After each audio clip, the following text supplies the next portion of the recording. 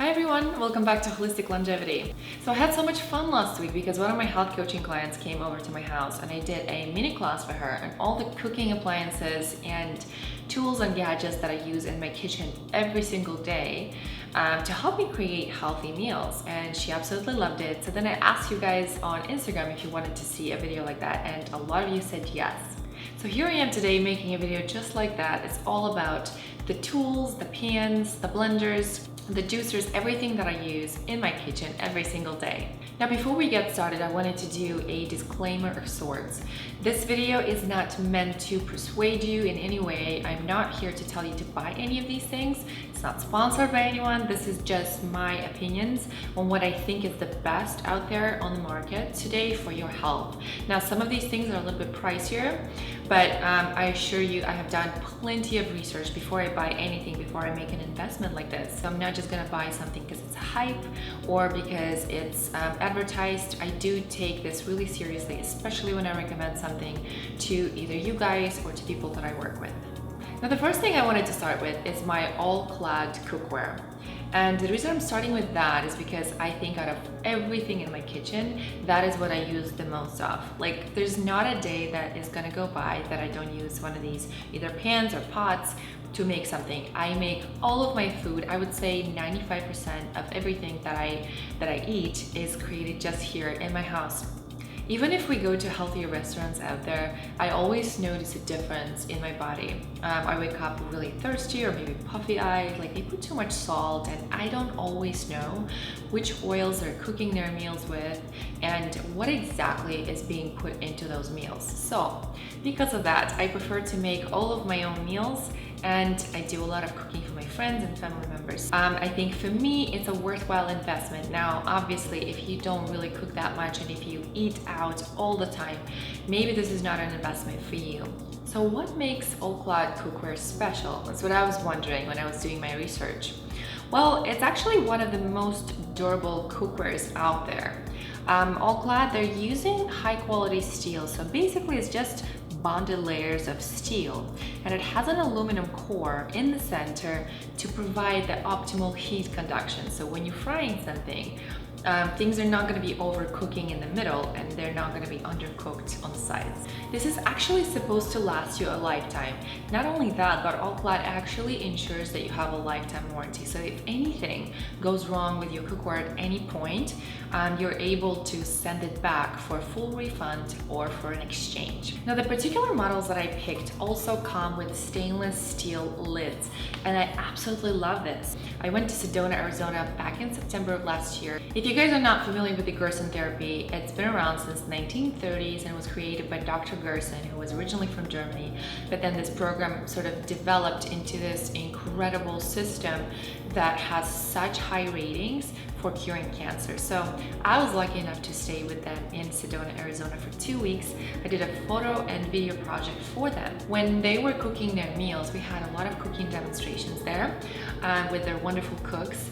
And what they used is only stainless steel. I don't remember if it was All-Clad, but it was stainless steel appliances.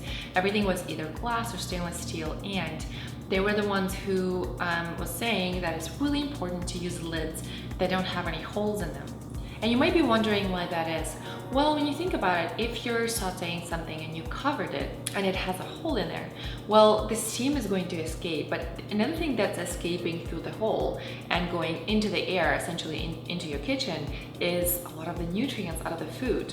So what they were recommending for people for the most nutrient-dense meals that you can create is cooking everything on really low heat and covering it with a lid without any holes in them, and just let it simmer and cook in its own juice. I absolutely love their pans, and I like this particular one, and I think I use it most days. You can create sauteed vegetables in this, you can make amazing frittatas, even pies, you can have eggs in this.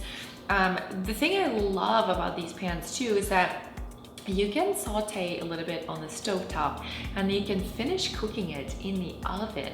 That just ensures that you have a little bit of crispiness on the ends and it's not as unhealthy as actually frying.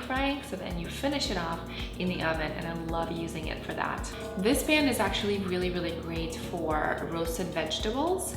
I love it for that, and also for any type of meat-based dishes. So when I have guests come over, I would use something like this to cook, for example, chicken with vegetables. I would set it on top of a metal rack, and then I would set the chicken and I would put that in the oven. Now, I myself don't eat a lot of meat. I mean, it's a very rare occasion for me. I'm not vegan, I'm not vegetarian. I am very much about intuitive eating. So I will eat it when my body feels like it needs it, especially taking seasons into consideration a lot. So during the winter, I would definitely crave more soups and meat-based dishes.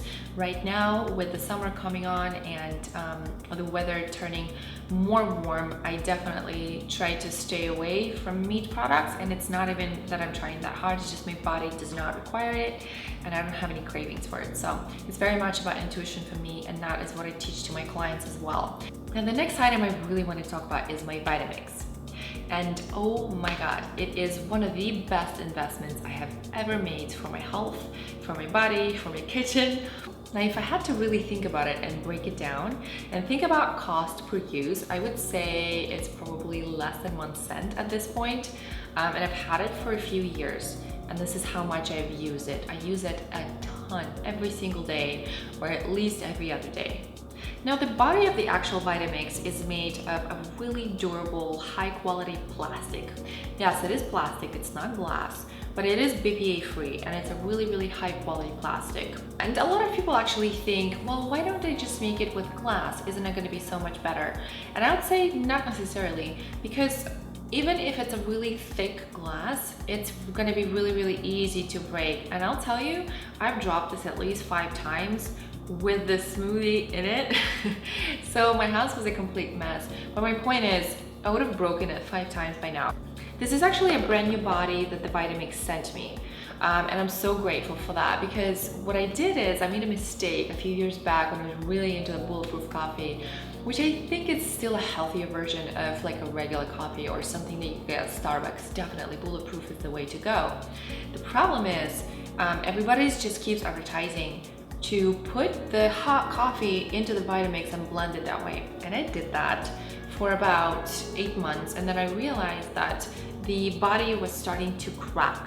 When I called Vitamix and I told them about this problem, they said, well, you're putting hot liquids inside your Vitamix. And I said, yes. They told me you're really not supposed to do that. You're not supposed to put anything that's boiling hot into the Vitamix. I mean, you might see all kinds of things out there. Even some of the doctors who are into the bulletproof craze would be doing that. Now you have a couple options. You should either cool down your coffee so it's not super hot going into the Vitamix body, or you can use one of the handheld blenders, which I'm going to show you next. Now inside the Vitamix is stainless steel blade, and this blade is meant to last a lifetime. I actually have a couple of friends that have had their Vitamix for close to 15 years and it's still going strong. The thing about these blades is that you don't ever need to sharpen them. I don't really know how this works. Honestly, it's just kind of a mystery to me, because you would think that after a while it's gonna dull, but these ones don't. Again, I've had it for a few years. It's still just as good as new, apart from the body itself. But the blade works wonderful, and I'll tell you something else too. I used to have a Ninja blender, and I thought that was a good blender, but then when I got the Vitamix, I realized, oh my God, this is what a smoothie is actually supposed to be like. Now it's super smooth. It blends everything to absolute perfection. If you're looking to blend soups, make smoothies, make beautiful creamy nut milks and coconut milk, and maybe create your own ice cream, I think you would really love this machine. Now, I got my machine at Costco, and it was on sale additionally to the already reduced price. So if you're ready to invest, I would definitely encourage you to wait for a good deal. Just keep an eye on it, maybe subscribe to their newsletter and see if there are any promos, or if you have Costco membership, definitely keep an eye on their Vitamixes. I think twice a year or 3 times a year, they have deals on them, so I would highly encourage you to wait for one of them. Next up is stainless steel Immersion blender. Now the particular one I have is from KitchenAid, but lots of brands make them. Why I like this is because it's stainless steel handle. So this is actually a really great tool for your bulletproof coffee. So usually I have my soup ready in one of these All-Clad pots, and I would just be blending everything with this right inside of it, and then it's ready to eat. You can obviously use it for so many more things than that. You can use it to create a fluffy omelette or frittata. This is actually really great for eggs because you don't want to be mixing your eggs in the Vitamix. I mean, the smell doesn't really come off that easily, and it's just, why would you dirty up the whole machine if you can use something like this? Now, the next thing I wanted to mention is my teapot. And you're probably sitting there thinking, what is so special about a teapot and why are you mentioning it in a video? Because this teapot is very different than your kind of stovetop counterparts. Now this teapot is all stainless steel, and I really like that. It keeps your water really, really hot, so you don't have to keep boiling it. Like sometimes I would turn it on and I would go upstairs to get ready for the day, and then 30 minutes later I'm like, oh, my water. But then it doesn't just keep boiling it, really. It keeps it really, really hot because it is stainless steel. When it does start to drop the temperature, it's going to start boiling it again. And it has all the different temperature settings. And this is really important to me because I drink a lot of teas. I like to have herbal tea, and I like to have green jasmine tea, and I like pu'er tea and a black tea, and I like matcha green tea. So I love teas, and I switch them around all the time. I don't want to create a habit for myself, so I try different things every single day. There's some that I like more than others, but still, after being addicted to coffee for so long, I try to do my best to avoid being addicted to any of the morning drinks. So you have 6 different settings. You have a delicate, you have green tea, white tea, oolong, you have a setting for French press, which I used quite a bit before, and then you have a setting for just boiling. And then you could set it to keep everything warm. One thing I wanted to mention real quick, if you are using one of those teapots that have a clear plastic, like a really durable, thick plastic, please throw it away. I think it's okay for certain appliances to be made of high quality plastic, like the Vitamix, for example, because you're not boiling anything in the Vitamix. Consider either investing in a all glass teapot, or you can just always get a regular stovetop. I mean, you're not gonna have the temperature control in there, but it's still so much better than using plastic for boiling your water. Now, next up is a cast iron skillet. Now, this tool has got so many people confused, and I guess rightfully so, because there's so many guidelines on how to clean it and what not to cook in it, and you have to grease it and you have to dry it before you store it. I mean, there are some steps to it, but I'll tell you, if you do them right, it's really worth it. So this is what mine looks like, and this particular one is from COOKWARE, but again, lots of brands make them these days. This one is really, really heavy. I guess it's one of those reasons why people just stay away from it, because it's not easy to clean, not easy to use, and it's heavy. Now, interesting thing about this piece of cookware is it's probably one of the only things that is going to improve the more you use it. I mean, everything else appliance-wise, it's only gonna get worse, but with this, it actually improves with time. I remember growing up with my grandma cooking in one of these cast iron skillets, and her dishes came out so good. And she always said, oh, it's the pot. And I could never understand that. Now I kind of get it. Although now that I think about it, I don't think it was cleaned properly, or maybe it wasn't cleaned ever. But anyway, the dishes came out really, really good, very tasty. And it's an interesting thing that people think it's really sticky, and it is in the beginning. With the proper usage, and when you grease it and store it properly, it's actually going to be virtually non-stick. I actually make eggs in this sometimes, and it's pretty much, it just comes off really easily. Of course, I use oil in that. I usually fry with coconut oil or ghee, sometimes a little bit of avocado oil, which I'm gonna make a video on all the oils next week, so stay tuned for that. I love cooking paellas in this, or any kind of rice dishes. I really like it for potato-based dishes and lots of other things. Frittatas come out really good in this. The only thing you shouldn't be cooking in these is anything that's acidic. So the first thing comes to mind is like tomato paste or anything with tomatoes. anything with lemon juice, things like that. Things that are acidic, like apple cider vinegar, for example, because it's going to react badly with the metal. Now, as far as cleaning it, make sure that you use mild soap and warm water. Don't use any harsh chemicals, don't use any essential oils, don't use any lemon, don't use anything like that on the surface. Use just a mild soap, and what I normally use is the Dr. Bronner's soap, the unscented version. And I just rinse it with warm water. And then you want to make sure to completely dry it. So what I do is, after I clean it, and then I wipe it with a napkin, or you can wipe it with a towel. I'm gonna put it in the oven and make sure that it dries completely. Then it's going to cool down, and then I'm going to grease it. So I just take a paper towel or a piece of linen cloth, and I grease it with vegetable oil. Now I use avocado oil, but you can use any other oil, I'm pretty sure. After I grease it, I want to make sure that it's completely dry too. So you can either put it on the stovetop or put it back in the oven. And then when everything absorbs and dries out, then you're gonna cool it again, and then you're gonna wipe off the excess of the oil, and then you're gonna store it like that. Now I know it sounds like a lot of work, but it actually isn't. I mean, it's actually kind of fun to do. I like greasing it, and again, the more you do it, the less you're gonna need to do it in the future. So right now, I don't actually grease it when I use it, but in the beginning, as the pan is still new, I would recommend to do it every single time. Now, the last piece of appliance I wanted to mention is my juicer. This is a fairly new addition to my kitchen, and I got it right after I came back from the Gerson therapy. So my juicer is the slow masticating juicer from Omega. And Omega is one of the best brands out there for juicers. They create really, really high quality, very durable juicers. One of the questions I get a lot of from the people that I work with is, what is the main difference between slow juicer and the centrifugal juicer? One of the biggest differences is that centrifugal juicers, I mean, they juice everything so much faster and it's just really easy. But at the same time, they do a lot of heating in the process.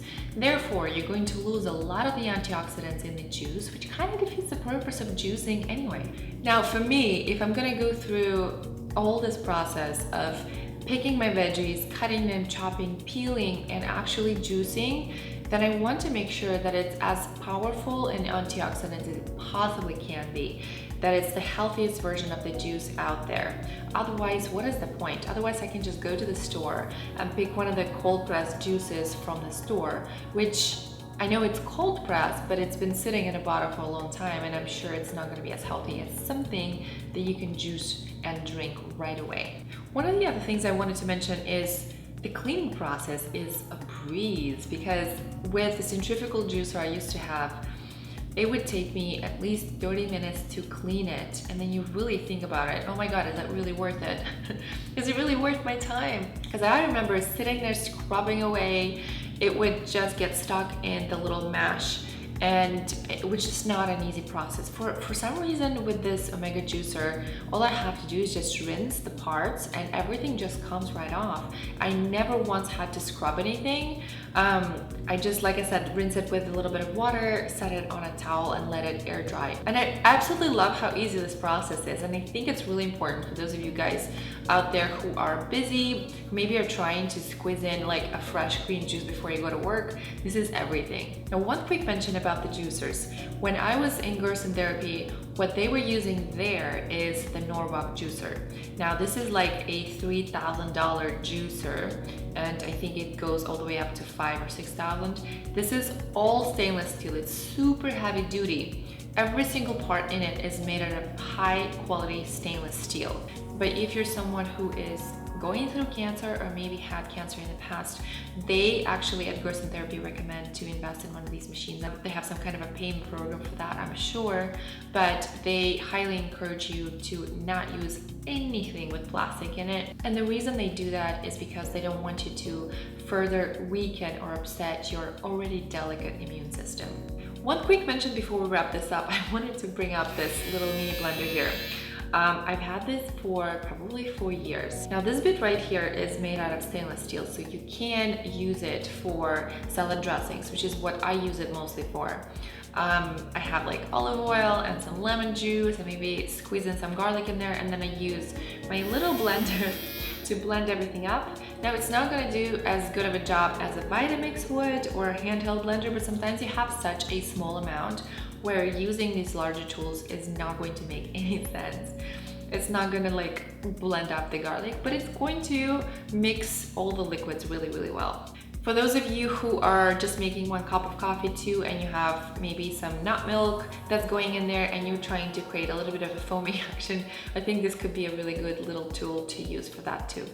Okay guys, this is it for today. Thank you so much for watching. And as always, if you have any questions at all, if you have any comments or concerns, please leave them down below. I would be happy to respond to them as soon as I see them. Now, if you're not already subscribed to my channel, make sure you do. And if you really like this video, give me a thumbs up and share it with people that you care about. Thanks so much for watching, guys, and I'll see you next week.